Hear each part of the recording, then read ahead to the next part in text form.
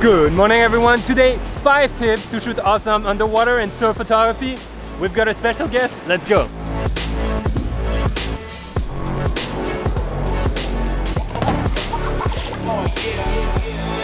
Alright guys, I hope you're having an amazing day. Look at that insane sunset right behind me with awesome waves, the beautiful weather. So today I thought that was a perfect time to get in the water and get some shots. Now, I wanted to share with you some tips, and I'm not alone. I've got Richard over here. He's a surf photographer. He's going to be sharing with us 5 awesome tips to shoot surf and underwater. And guys, it's not gonna be just tips. We're gonna go out there in the ocean and we're gonna practice them. Let's go.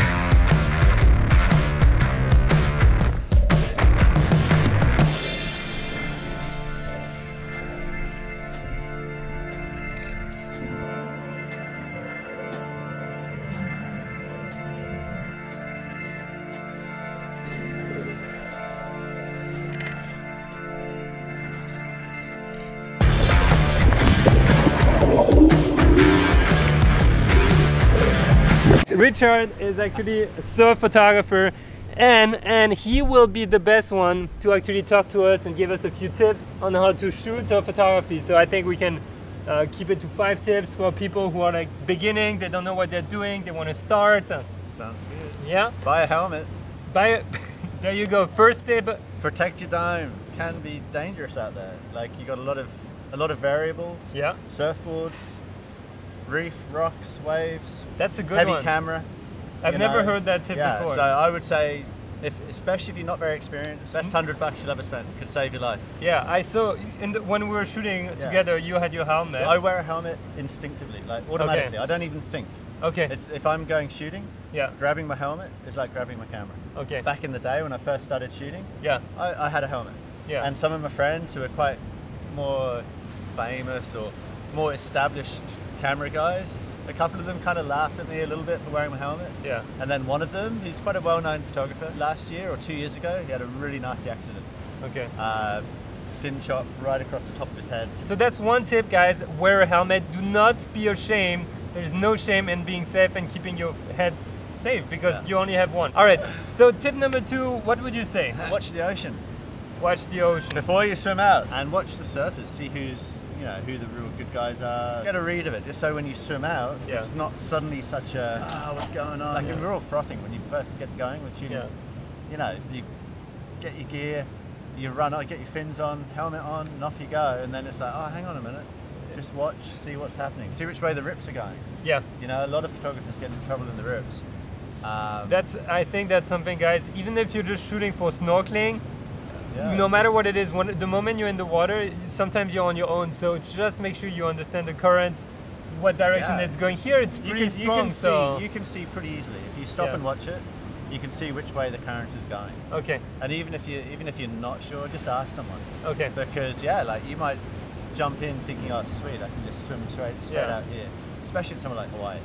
Swimming in Hawaii, you have to really think what's going happening on here. There are some places where you swim out in one place. Yeah.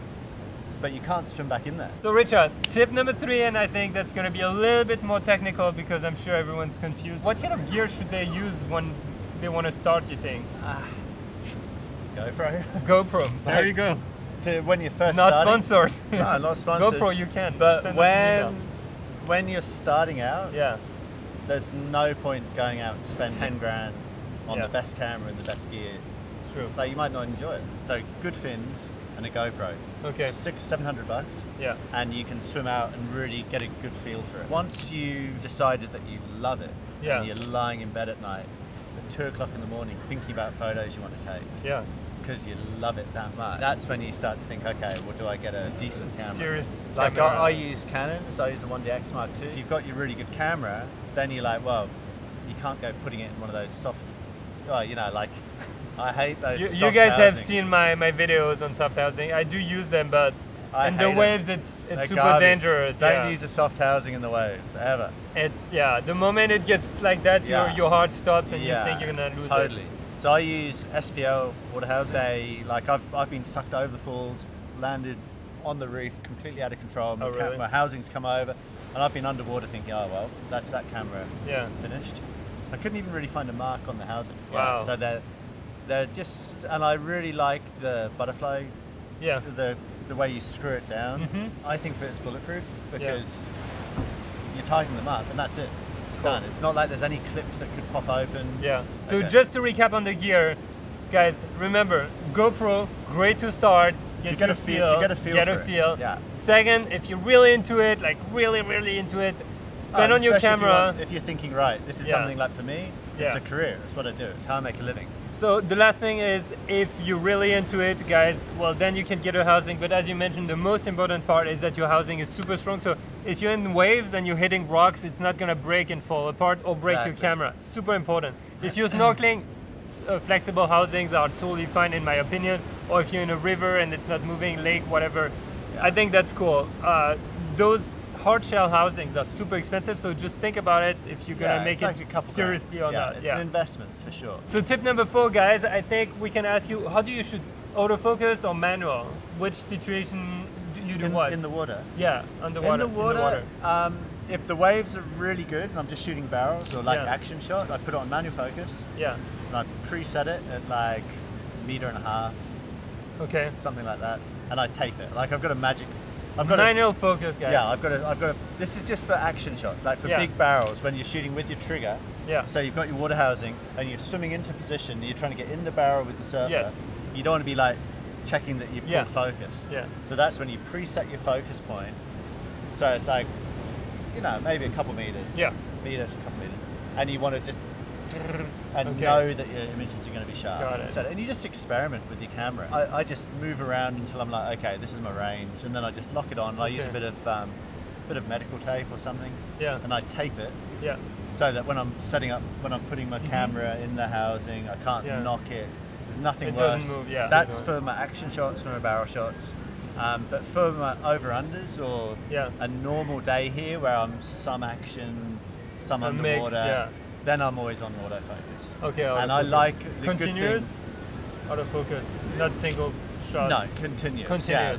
And I change my focus points all the time. All right. So just to wrap up, so tip number 4. Autofocus whenever you don't really know what you're gonna do, but if you know exactly the shot you're gonna get and you know the distance you're gonna be at, go in manual focus. It's gonna save you a lot of pain. Gives you 100% success rate. Okay. Last tip I think would be around shutter speed. What's your go-to shutter speed when you're in the water? Hard to say. Like, well, for action again, where you just want it to be as sharp as possible, then 1600.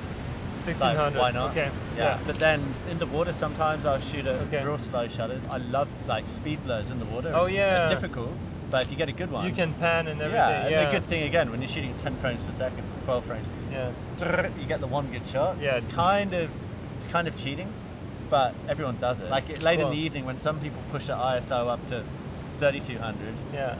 I push it down to 100. And shoot at 15 per second sometimes. Nice. Alright guys, so those are the 5 tips. Now we're gonna practice them. So if you have any question, head over to Instagram, Richard_coach. It's on the screen. Or let us know in the comments if you have any question.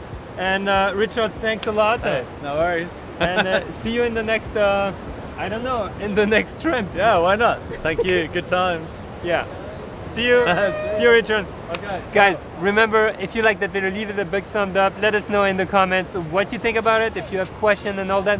And remember, there's the SUBS CRB button. Hit that button, smash the notification bell. It's going to make a huge noise. It's going to be great.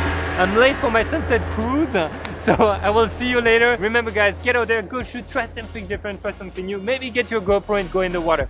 See you guys. Bye.